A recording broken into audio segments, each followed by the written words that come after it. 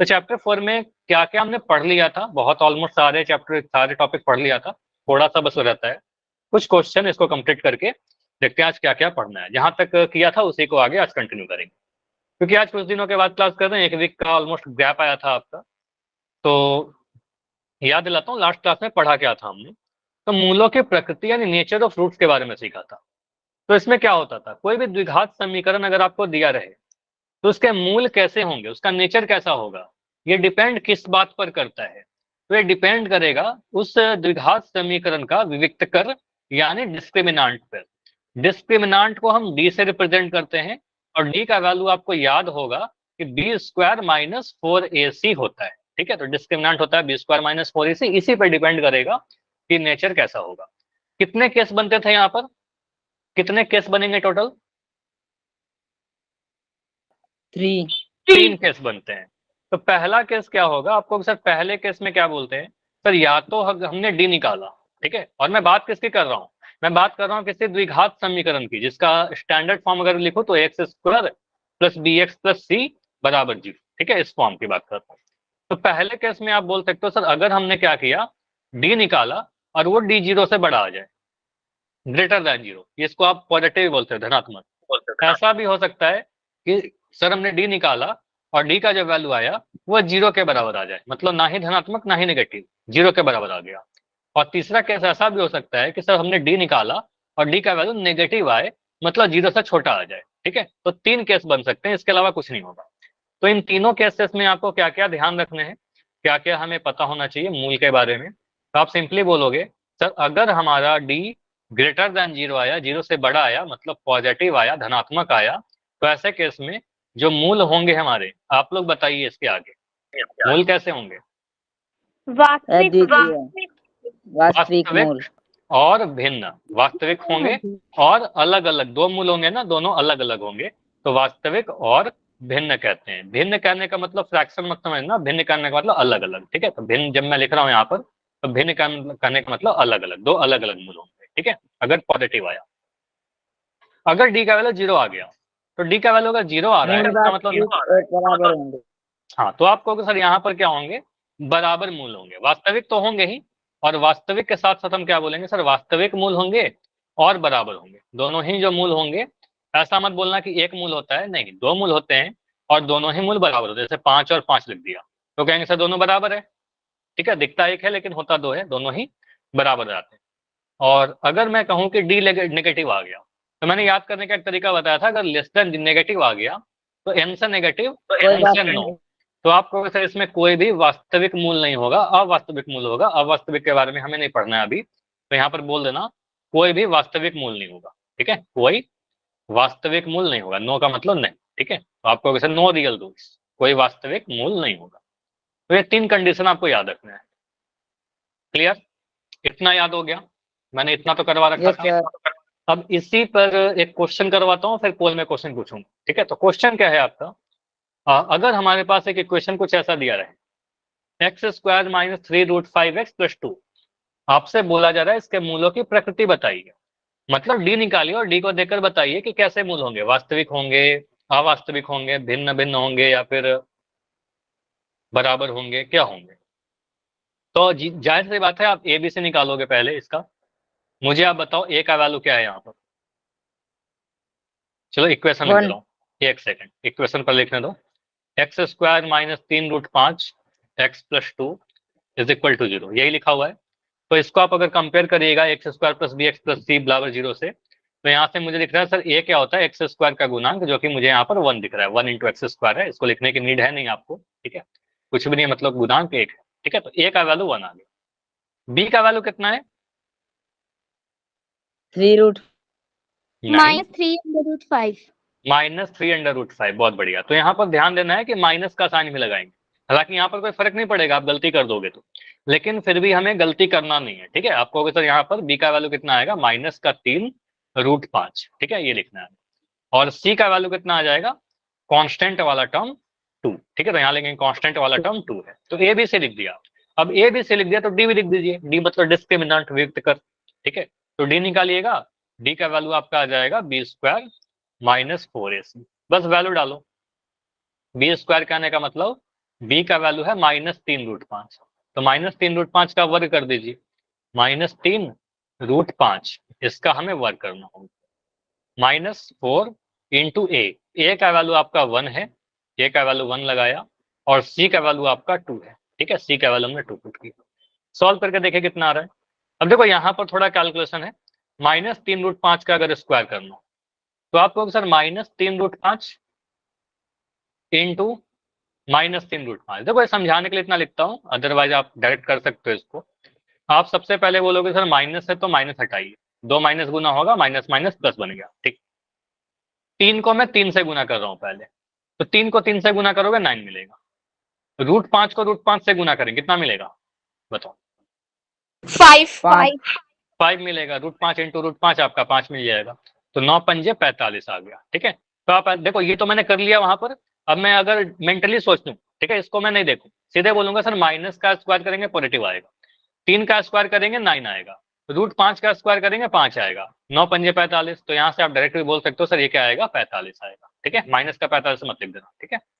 उसके बाद -4 दूनी 8, ठीक है, 8, 45 में से 8 घटाने पर जो भी आएगा, मुझे अगर मैं सॉल्व नहीं भी करूं तो इतना तो पता है ना कि ये पॉजिटिव नंबर आएगा, इतना क्लियर है, जो भी आएगा धनात्मक ही तो आएगा। तो आपको पता है सर जो भी आएगा 0 से बड़ा आएगा, ऐसे मैं करके बता दे रहा हूँ। 45 में से 8 घटाएं कितना मिलेगा बताओ? 45 में से अगर 5 घटा दोगे तो आपको क्या मिलेगा 40, 40 में से और 3 घटाइए 37, तो सीधे बोल सकते हो सर यहाँ पर 37 आ जाएगा, 37, ठीक है। तो 45 में से 8 घटाया 37 आया, जो कि एक पॉजिटिव नंबर है। पॉजिटिव कहने का मतलब 0 से बड़ा आ रहा है, तो हमने बोला सर डी जो आया डिस्क्रिमिनांट वो 0 से बड़ा आया, ठीक है। मैं यहाँ पर सॉल्व कर रहा हूँ इसके बाद की चीजें, ठीक है। तो बस आपको लास्ट में इतना लिखना होगा कि डी का जो वैल्यू आया वो 0 से बड़ा आया, और 0 से बड़ा आने का मतलब क्या हो जाएगा, मूल कैसे होंगे, मूल वास्तविक होंगे, और कैसे होंगे, वास्तविक भिन्न भी होंगे, ठीक है। तो वास्तविक और भिन्न होंगे, भिन्न कहने का मतलब क्या, अलग अलग, ठीक है, अलग अलग भिन्न होंगे, एक 5 एक 3 एक 2 एक 8 ऐसे, ठीक है, फ्रैक्शन मत समझ लेना। तो वास्तविक और भिन्न मूल होंगे, तो यही मूलों की प्रकृति, मतलब मूलों के बारे में हमने बता दिया, मूल होंगे कैसे, ठीक है। तो आपका आंसर यही आएगा। समझ में आया सभी को? बताओ, ये क्लियर है? Yes sir. चलो इसी पे बेस्ट मैं क्वेश्चन दे रहा हूँ। तो यहाँ पर 3 केस बनेंगे, अगर डी 0 के बराबर आ जाएगा तो आप बोलोगे सर वास्तविक और बराबर, 0 से बड़ा आ जाएगा वास्तविक और भिन्न, 0 से छोटा आ जाएगा तो अवास्तविक, ठीक है, यानी वास्तविक मूल नहीं होंगे। तो एक क्वेश्चन है आपके लिए पोल सेक्शन में, क्वेश्चन 27 है, 3x² - 4√3x + 4 = 0, इसका डिस्क्रिमिनेंट निकालिए, व्यक्तकर निकालिए, और मुझे देखकर इसको बताइए कि इसके मूल कैसे होंगे। बस यहाँ पर कैलकुलेशन ध्यान से करना है, जल्दबाजी मत करना, ठीक है। चलिए आराम से करो, बिना सॉल्व किए हुए आंसर मत करिएगा, सॉल्व करिए आंसर कीजिए। 3x² - 4√3x + 4 = 0। A B C का वैल्यू लिखिए आप, ए का वैल्यू, बी का वैल्यू, सी का वैल्यू, फिर डी का वैल्यू लिखिए। डी जैसे निकलेगा आपको पता चल जाएगा वास्तविक और भिन्न होगा, वास्तविक का बराबर होगा या वास्तविक नहीं होगा। ऑप्शन डी तो इसमें होगा नहीं, ऐसे क्वेश्चन मैंने पहले भी करवाया तो आपको बता ही दिया था कि 3 ही केस बनते हैं, ए बी सी, डी तो बनेगा नहीं, ठीक है। देखिए क्या होगा, या तो वास्तविक और भिन्न होगा, या तो वास्तविक और बराबर होगा, या फिर वास्तविक नहीं होगा। तो जो भी आंसर आएगा वो डिपेंड करेगा इसके वितकर पर, डिस्क्रिमिनांट पर। चलिए अभी 5 आंसर आए हैं, 5 में 4 सही, 6 में 5 सही, ठीक है।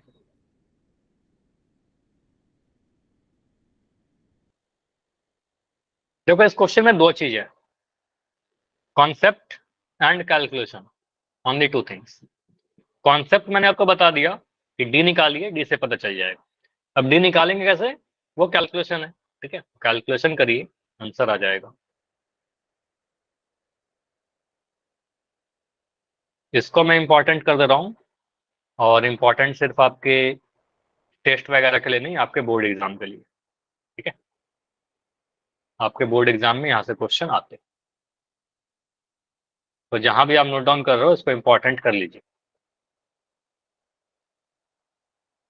तीनों कंडीशन में से कोई भी कंडीशन आ सकता है, इसमें से कुछ क्वेश्चन मैंने पहले करवा रखा है, कुछ क्वेश्चन आज करेंगे।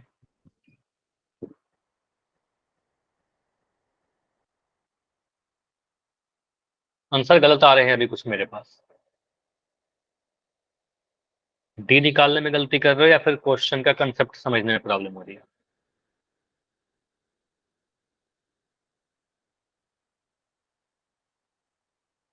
तो 16 आंसर आए, 16 में 9 सही और 7 गलत। तो ये 7 गलत नहीं होना चाहिए। जो गलत हो सकता है, गलती से आप सीखते हो, लेकिन वही बात है कि आप अगर प्रैक्टिस करोगे, आप ध्यान से चीजों को नोट्स बनाओगे तो गलती नहीं होगा। ठीक है, अगर गलती हुआ है कोई बात नहीं, तो सीख लेंगे। ठीक है, अभी 8 बच्चे हो क्लास में जिनका आंसर नहीं आया, लास्ट 30 सेकंड और रुकेंगे, 30 सेकंड और। तो ट्राई करो कि इस 30 सेकंड में आप सभी का आंसर आ जाए।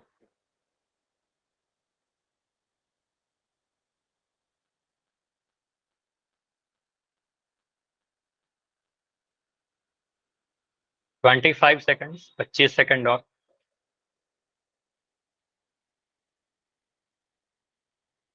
एक समीकरण देकर आपसे पूछा जा रहा है, इसके मूल के प्रकृति क्या हो।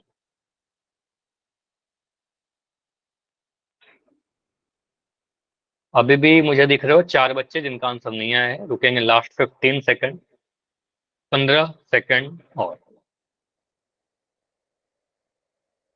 देखो स्किप मत करो, जाकर आंसर करो, बहुत कम समय है, 10 सेकंड और है। 10 सेकंड में इसको एंड करने वाला हूँ, लास्ट 5 सेकंड। 5, 4, 3, 2, 1। देखो इस क्वेश्चन में 21 आंसर आए हैं और 21 में 11 सही और 10 गलत। इसका मतलब ऑलमोस्ट 50% आधे बच्चों को इसमें प्रॉब्लम हो रही है। ठीक है, इसको देखिए आप कैसे इसको सॉल्व करोगे। मैं इस क्वेश्चन को एक नए पेज पर ले लिया। ठीक है, तो यहां पर आप क्या बोलोगे, सर क्वेश्चन में क्या लिखा हुआ है, 3x² माइनस का 4√3x। एक सेकंड, 3x² माइनस का 4√3x प्लस 4 बराबर 0। मुझे आप लोग बताओ यहाँ पर a का वैल्यू क्या है? 3। 3x² के गुणांक को हम a कहते हैं, तो यहाँ पर 3 दिख रहा है मुझे, तो a का वैल्यू 3 आ जाएगा। b का वैल्यू कितना है? x का गुणांक -4√3। तो यहाँ कहेंगे सर b का जो वैल्यू है वो माइनस का 4√3 आएगा, x का गुणांक को हम b कह देते हैं, तो यहाँ पर लिख देंगे माइनस का 4√3। ठीक है, और c जब निकालोगे तो c का वैल्यू आपका 4 आ जाएगा, तो बहुत आसान है, कॉन्स्टेंट वाला टर्म है, a b से लिख दिया। अब अगर ए बी सी आ गया तो यहाँ पर हम बोलेंगे सर डिस्क्रिमिनांट यानी विक्तकर भी निकालिए, और डी का वैल्यू आ जाएगा b² माइनस 4ac। ये फॉर्मूला है हमारे पास। अब b² माइनस 4ac निकालने के लिए फॉर्मूला में मान पुट करेंगे, तो b² कहने का मतलब कितना हुआ, -4√3 का स्क्वायर। यहाँ मैंने लिखा माइनस, चलो इसके नीचे लिख देता हूँ। ठीक है, तो यहाँ पर आप लिखोगे सर माइनस का 4√3 इसका स्क्वायर करना, -4 इंटू ए का वैल्यू है आपका 3 और सी का वैल्यू है 4, तो 3 इंटू 4 कर दिया। अब मुझे बताओ इसको सॉल्व करोगे, -4√3 का स्क्वायर कितना होगा? -4√3 का स्क्वायर 14, 48। 48। ठीक है, तो आपको सर ये -4√3 को -4√3 से जब गुना करेंगे तो माइनस से माइनस तो पहले काटेंगे। ठीक है, ये हट गया। 4 को 4 से गुना करेंगे, 4 चौके 16 आ जाएगा। √3 को √3 से गुना करेंगे, 3 आ जाएगा। 16 48 आ गया। ठीक है, तो ये वाला कैलकुलेशन में कोई इशू तो नहीं हो रहा है ना। तो 4√3 का स्क्वायर करेंगे 48 आएगा, चाहे -4√3 का स्क्वायर करेंगे सर ये 48 आ जाएगा। ठीक है, माइनस का साइन है, माइनस लगाया, 4 तिया 12, 12 चौके 48, तो ये भी जो सॉल्व कर रहे हैं ये भी 48 आ रहा है। 48 में से 48 हटाएंगे, 48 में से 48 हटाएंगे तो आपको पता है 0 आ जाएगा। ठीक है, तो ये क्या आ रहा है, डिस्क्रिमिनांट यानी विक्तकर का जो वैल्यू आया सॉल्व करने पर 0 के बराबर आया। तो क्या हम कह सकते हैं डी का वैल्यू 0 आ रहा है? बताओ, है ना। जब 0 के बराबर आ गया तो हम क्या बोले, फिर यहाँ पर जो मूल आएंगे वो मूल जो होंगे वास्तविक तो होंगे, लेकिन वास्तविक के साथ क्या होंगे बताओ, वास्तविक और बराबर होंगे। बराबर होंगे। ठीक है, तो वास्तविक और बराबर। Real and equal roots. ठीक है, तो इसे कहते हैं रियल एंड इक्वल रूट्स। अगर डी 0 के बराबर आता है तो हम सीधे बोलते हैं वास्तविक और बराबर मूल होंगे। तो ये आपको ध्यान रखना है, याद रखना है, आपके एग्जाम में यहाँ से क्वेश्चन आ सकते हैं, या तो डी 0 से बड़ा आएगा, या तो बराबर आएगा 0 के, या डी को छोटा आएगा 0 से। ठीक है, तो तीनों कंडीशन आपको बढ़िया से याद रखना है। समझ में आया? अभी ऑप्शन जिसमें भी था वो सही हो जाएगा, तो ये आंसर था हमारा ऑप्शन बी में। क्लियर? चलो अभी क्या करना है आपको, जिनका भी आंसर सही था वो बच्चे वाई लिख के बताएंगे। जिनका आंसर गलत हो गया था लेकिन अभी समझ में आ गया कि हाँ सर मुझसे गलत हो गया लेकिन अभी समझ में आ गया, वो बच्चे भी वाई लिख के बताएंगे। जिनका गलत भी हो गया लेकिन समझ में आ गया, जिनका डाउट है वो डी लिख के बताओगे। अभी भी जिसका डाउट है वो डी लिख के बताओगे। तो सभी को क्लियर है? ठीक है, तो अगर क्लियर है तो ठीक है, चलो आगे बढ़ते हैं। तो अगला जो क्वेश्चन है हमारा, अगला जो टाइप है, उसमें क्या पूछता है, जैसे कि अगर मैं आपसे बोलूं कि डी दे दूं, डी का वैल्यू दे दूं 8, तो आपको सर डी अगर 8 है तो उसके मूल कैसे होंगे, बताओ बताओ। अगर वेक्टर का वैल्यू, डिस्क्रिमिनेंट का वैल्यू, तो मूल कैसे होंगे? वास्तविक और भिन्न भिन्न होंगे। वास्तविक और भिन्न होंगे, क्योंकि आपको पता है सर डी कैसा है, 8 है, डी जो है 0 से बड़ा है, पॉजिटिव है, तो कहेंगे सर मूल कैसे होंगे, वास्तविक और भिन्न होंगे। अगर मैं बोलूं डी का वैल्यू -3, तो कहेंगे सर ये नेगेटिव आ गया, 0 से छोटा आ गया, मतलब मूल वास्तविक नहीं होंगे। और मैं बोल दूं डी का वैल्यू 0, तो आप कहोगे सर 0 आ गया मतलब मूल वास्तविक तो होंगे और बराबर होंगे। तो ये तो ठीक है, डी का वैल्यू अगर पता रहेगा या डी कैसा है वो पता रहेगा तो हम बता देंगे। इसका रिवर्स भी आपको याद रखना है कि मैं कंडीशन कई बार लगाने वाला क्वेश्चन आपके एग्जाम में आता है। जैसे कि मैं अगर आपसे पूछूं ऐसे कुछ क्वेश्चन कि अगर मैं बोल रहा हूं कि हमने किसी द्विघात समीकरण लिया, कोई द्विघात समीकरण लिया x² plus bx plus c बराबर 0, और यहां पर मैं ये नहीं बोल रहा डी का वैल्यू क्या है, मैं बोल रहा हूं कि मूल जो है हमारे, मूल वास्तविक और भिन्न है इसके, तो इसके लिए कंडीशन आप क्या लगाओगे? तो आप बोलोगे सर अगर मूल वास्तविक होते हैं और भिन्न होते हैं तो ऐसे केस में हमारा जो विविक्तकर होगा, डी जो होगा, वो 0 से बड़ा होगा, और 0 से बड़ा होगा तो हम ऐसे लिखते हैं डी ग्रेटर देन 0। तो ये कंडीशन आपको यहाँ पर जो लिख रहा हूँ ना, ये याद रखिएगा कि अगर मैं ये चीज बता दूं कि मूल कैसे हैं तो हम कंडीशन में लिख पाए। ठीक है, क्वेश्चन आता है ऐसा आपको। सेकेंड केस में अगर मैं आपसे अगर बोलूं कि मूल जो है हमारे वास्तविक के साथ साथ वास्तविक और बराबर है, तो अब कंडीशन क्या लगाओगे आप? D equal to 0।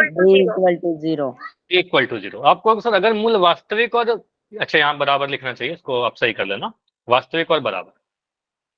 अगर मूल वास्तविक और बराबर है, रियल एंड इक्वल, तो ऐसे केस में बोलेंगे सर विविक्तकर जो होगा वो 0 के बराबर रहा होगा। ठीक है, डी 0 के बराबर रहेगा, ये कंडीशन। और लास्ट वाला केस क्या होता था, कोई वास्तविक मूल नहीं है। ठीक है, कोई वास्तविक मूल नहीं है, तो आपसे ऐसा उल्टा क्वेश्चन भी पूछा सकता है। ठीक है, उल्टा ही पूछ सकता है, कोई वास्तविक मूल नहीं है, तो कोई वास्तविक मूल नहीं रहेंगे तो क्या कंडीशन रहेगा? डी स्मॉलर देन, हाँ, डी स्मॉलर देन 0, मतलब नेगेटिव हो जाए, 0 से छोटा हो जाए। ठीक है, तो आप ये 3 कंडीशन याद रखिएगा, 0 से बड़ा होना चाहिए, बराबर होना चाहिए या छोटा होना चाहिए, तीनों कंडीशन के बारे में। सबसे इंपॉर्टेंट क्या है इसमें से, ये तीनों इंपॉर्टेंट है।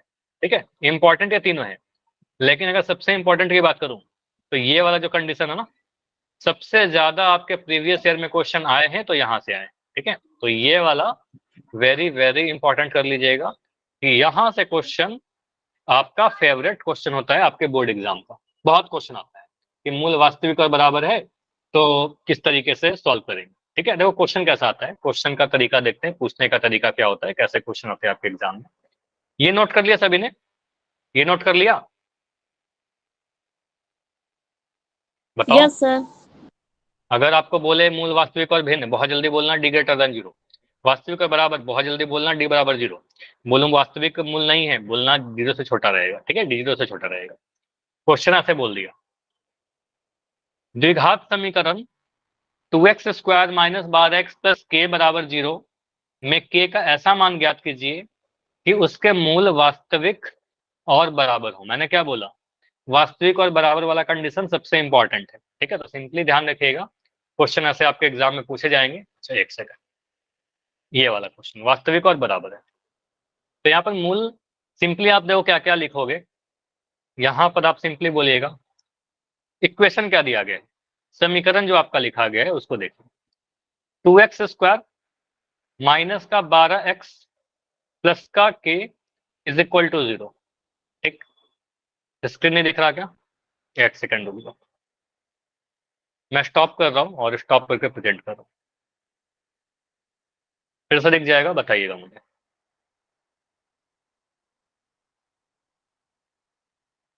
अभी दिख रहा है स्क्रीन?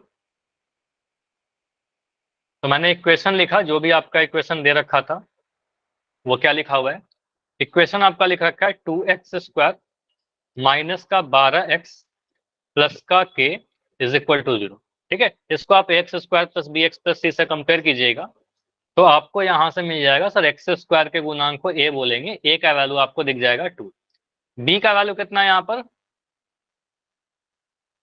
-12। b का वैल्यू -12। आपको पता है सर यहाँ पर x के कोफिशिएंट या गुणांक को कहते हैं, तो यहाँ पर 12 ना बोल करके हम माइनस का 12 बोलेंगे, ठीक है। तो कहेंगे सर ये माइनस का 12 है क्योंकि साइन नेगेटिव है, तो माइनस का 12। और c कांस्टेंट वाला टर्म है, c का जगह पर यहाँ पर k लिखा गया है, ठीक है। तो c का वैल्यू k लिख दीजिएगा, ठीक है। अगर माइनस का साइन रहता तो माइनस का k लिखते, अभी k लिख दे रहे हैं, ठीक है। तो a का वैल्यू 2, b का वैल्यू -12 और c का वैल्यू k। अब यहाँ से आप बोलोगे इस कंडीशन को ध्यान से देखिए, मूल वास्तविक और बराबर है, ठीक है, ये दिया गया है।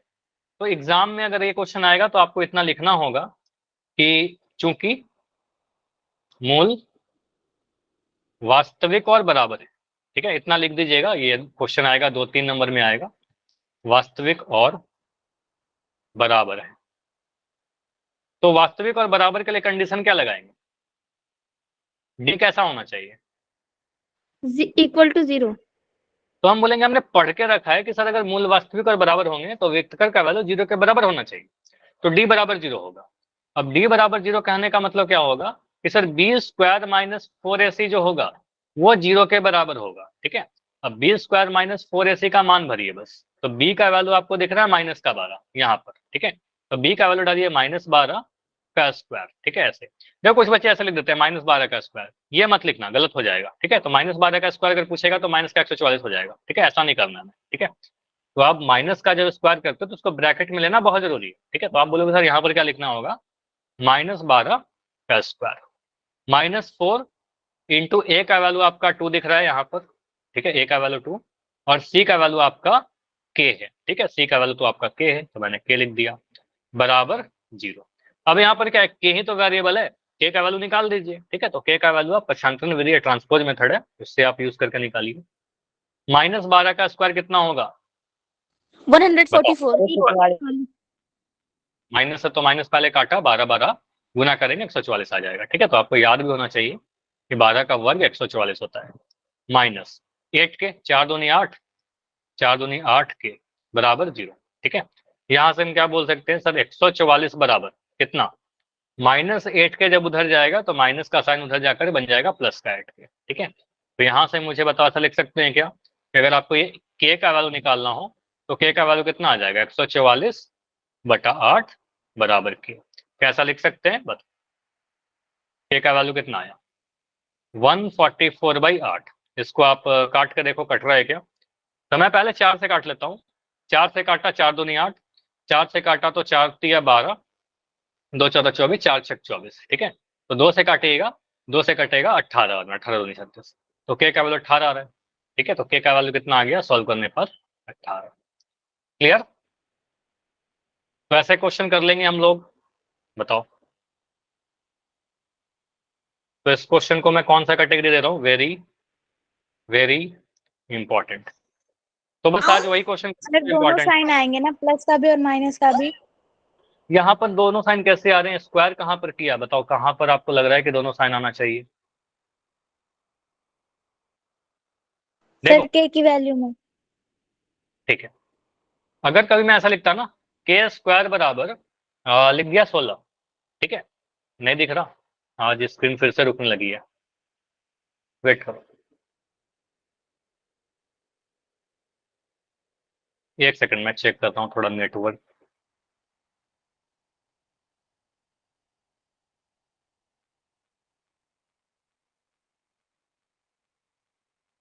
अभी आया क्या स्क्रीन? अभी दिख रही है? ठीक, अभी दिख रहा होगा।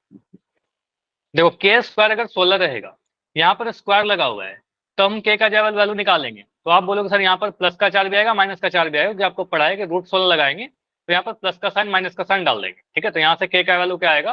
4 भी आएगा और माइनस का 4 भी आएगा। लेकिन अगर वर्ग रहेगा तब, लेकिन यहाँ पर तो कहीं पर वर्ग नहीं है ना, यहाँ पर आपको वर्ग कहीं पर तो दिखा नहीं। ये -12 का वर्ग था, तो -12 का वर्ग तो 144 लिख दिया, इसमें तो प्लस माइनस आएगा नहीं। बताइए, समझ में आया? यहाँ पर माइनस का साइन नहीं आएगा, बस एक ही साइन आएगा। यहाँ से समझो, इस वाले स्टेप से समझो। यहाँ पर अपने मन से कुछ नहीं लगता है मैथमेटिक्स में, हर चीज को समझना है आपको। 144 अगर 8 के आया तो यहाँ पर से आप कह सकते हो ना 8 के का जो वैल्यू आएगा 144 आएगा। यहाँ से के का वैल्यू कितना आ रहा है? 144/8। तो यहाँ से आप बताओ माइनस का साइन कैसे आएगा? ये 18 बार में कट जाएगा, तो आपका आंसर के का वैल्यू 18 आ रहा है। किसका डाउट था? डाउट किसका था? यस सर, आ गया समझ में। अब समझ में आ गया।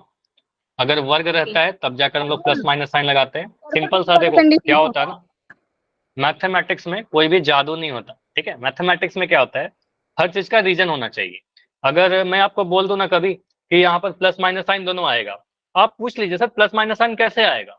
अगर मैं यहाँ पर अगर कोई आपसे बता दे, कोई आपको बोले या आपको अगर कोई डाउट आ रहा है कि यहाँ पर प्लस माइनस आएगा, मैं अगर आपको चलो ऐसे बताता हूँ कि के का वैल्यू यहाँ पर +-18 लिख दोगे, तो आप बोलोगे ना सर माइनस का साइन कहाँ से आया? मेरे पास कोई जवाब नहीं है, माइनस का साइन कैसे आएगा? नहीं आएगा यहाँ पर माइनस का साइन, ठीक है। तो आप बोलो सर यहाँ माइनस साइन नहीं आएगा, के का वैल्यू 18 आएगा। समझ में आया? रीजन होना चाहिए माइनस आने का, ठीक। क्या लिख रहे हो? एक सेकंड। हाँ, के स्क्वायर अगर 36 रहेगा, अगर आपका ऐसा लिखा हुआ है के स्क्वायर बराबर 36, इन दैट केस अगर के स्क्वायर 36 के बराबर है तो यहाँ से आप बोलोगे सर के का वैल्यू कितना आएगा? यहाँ पर हम क्या कहते हैं, प्लस माइनस साइन लगाकर वर्गमूल लगा देते हैं 36, और यहाँ से के का वैल्यू आपका आ जाएगा प्लस का भी 6 भी और माइनस का 6 भी। अब यहाँ से आप पूछ सकते हो मुझसे कि सर यहाँ पर आपने प्लस माइनस साइन कहाँ से लगाया, ये जादू कैसे हो रहा है? तो कोई जादू नहीं हो रहा, ये रीजन मैं आपको बता रहा हूँ, आपको पहले ही बता रखा है कि आप देखो 6 का स्क्वायर करोगे तो भी 36 मिलेगा, और माइनस का 6 का स्क्वायर करोगे तो भी 36 ही मिलेगा। करके देख लो, माइनस माइनस तो प्लस हो जाएगा। तो आपको पता है यहाँ पर के का वैल्यू 6 भी हो सकता है और माइनस का 6 भी हो सकता है, इसलिए प्लस का 6 और माइनस का 6 दोनों आ रहा है। समझ में आया? तो रीजन होना चाहिए हर चीज का,